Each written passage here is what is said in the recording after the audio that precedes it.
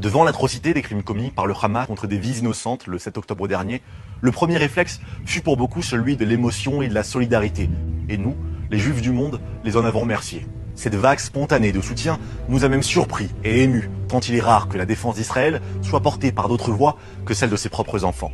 Au lendemain de la journée la plus meurtrière de l'histoire de l'État hébreu, tout le monde, ou presque, était israélien. Il faut dire que les images insoutenables de jeunes hommes abattus comme du gibier, de femmes agonisantes traînées nues et violées, de familles entières immolées dans leur foyer, de bébés égorgés dans leur berceau, ces images dignes des expéditions génocidaires des Einsatzgruppen, ces images d'un jour funeste dont les Juifs se souviendront avec effroi pendant des siècles. Oui, ces images de la cruauté la plus sadique étaient trop graves pour que les consciences occidentales se taisent tout à fait. Pourtant, nous savions que cette parenthèse de compassion se refermerait aussitôt que la justice d'Israël s'abattrait sur ses bourreaux. Pour certains, elle ne s'est même pas ouverte. Nous entendons déjà ceux qui hier affirmaient se tenir du côté d'Israël multiplier les petits lieux communs du pacifisme aveugle. Quelle bande de brutes. Ce conflit ne se finira donc jamais si seulement il y avait la paix.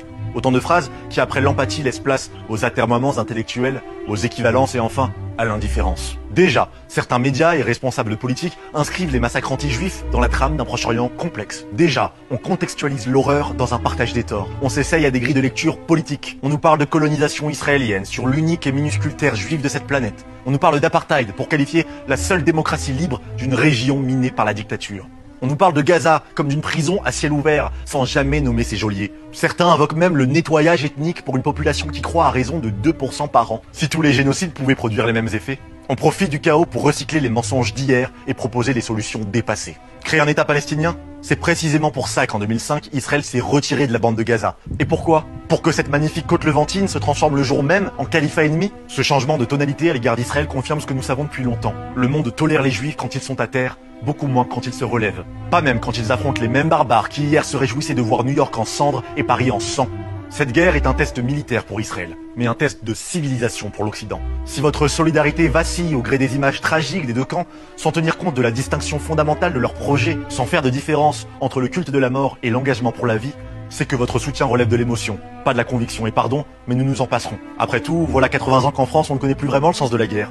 80 ans qu'en Europe, les principes pour lesquels nos ancêtres sont morts se fanent faute d'être défendus. Peut-être qu'à force d'universalisme naïf, nous en avons oublié notre exception morale. Peut-être qu'à force d'autocritique excessive, nous nous sommes rendus vulnérables à tous les prédateurs du monde. Peut-être aussi, et il faut pouvoir le dire, qu'en nous greffant massivement des populations qui ne partagent ni notre histoire, ni nos aspirations, nous avons perdu une partie de nous-mêmes. On le voit aujourd'hui, quand la Oumma islamique se réveille, c'est désormais l'Europe et ses dirigeants qui tremblent. Quand le monde arabe s'enflamme, c'est en France que le président implore, le regard fébrile, la paix civile. Les Juifs sont fatigués de devoir justifier la civilisation. Nous sommes fatigués de devoir rappeler à la France pourquoi elle célèbre le 8 mai 45. Pourquoi la réponse à la barbarie ne peut pas se réduire qu'à des marches blanches. Ceux qui appellent à la paix quand l'impératif moral est à la guerre sont les cautions intellectuelles des ténèbres. La paix n'est pas une vertu lorsqu'elle n'est pas l'aboutissement d'une lutte pour la dignité et la liberté. C'est Churchill et De Gaulle que l'histoire érige en héros, pas Chamberlain et Pétain qui au nom d'une paix illusoire se sont soumis au diable. Aujourd'hui, nous n'acceptons plus vos vœux pieux, votre léthargie morale, votre prétendue sagesse de diplomate prétentieux au logiciel périmé, votre romantisme naïf qui depuis les plateaux télé fait l'éloge des guerrières de la paix. Aujourd'hui, nous avons juste besoin de guerrières. Alors oui, la crise humanitaire fait rage à Gaza, mais la guerre est une crise humanitaire. Oui, d'autres civils mourront. C'est un malheur qu'attire sur eux le Hamas, mais aussi ses complices, qui de l'ONU au Parlement européen appellent les civils à ne pas suivre l'évacuation demandée par Israël. Israël n'a pas voulu de cette guerre, elle lui a été imposée. Dès lors, je défendrai chacune des frappes d'Israël sur les cibles ennemies. Et oui, même si elles impliquent l'inévitable mort de civils exploités comme de la chair à canon. Comme la France l'a fait à Raqqa contre Daesh, et comme les Alliés l'ont fait en Allemagne pour abattre le Troisième Reich. La guerre est une chose terrible, mais Israël la mènera jusqu'au bout. Car il est révolu, le temps où les Juifs se laissaient mourir en silence. Le Hamas, le Hezbollah et les Mollahs veulent notre destruction, ils ont signé la leur. Cela prendra des semaines, des mois, des années même, mais ils paieront, eux et leurs complices. Et si ces paroles belliqueuses froissent la sensibilité de certains qui n'ont jamais connu la guerre et qui ont pourtant l'audace d'expliquer aux autres quand et comment la mener, eh bien peu importe, nous nous passerons de leur soutien. Si les valeurs judéo-chrétiennes qui ont façonné l'Occident n'y résonnent plus, vous pouvez être sûr qu'elles seront toujours défendues par le peuple qui les a transmises au monde. La Bible nous le commande, ceux qui aiment l'Éternel haïront le mal. Oui, nous haïssons le mal et nous le vaincrons.